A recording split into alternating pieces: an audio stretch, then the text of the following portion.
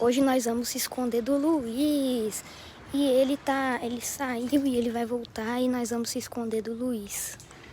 E eu tô só esperando ele voltar pra me esconder. Vou pôr até a bike aqui. E eu vou pôr a bike aqui agora, né? Pra poder me esconder dele. Já vou pôr ela aqui. Tomara que não suje muito. Não dá pra ver de lá. E nós vamos se esconder dele. Agora é só esperar ele vir. Esse caminhão aqui é do meu amigo. Olha ele, olha ele. Olha ele. Ele tá passando ali. Ele tá passando ali. Ele tá ali, ele tá ali, ele tá ali. Olha, ele vai passar aqui. Olha lá, rapaziada. Olha lá. Olha. Cadê?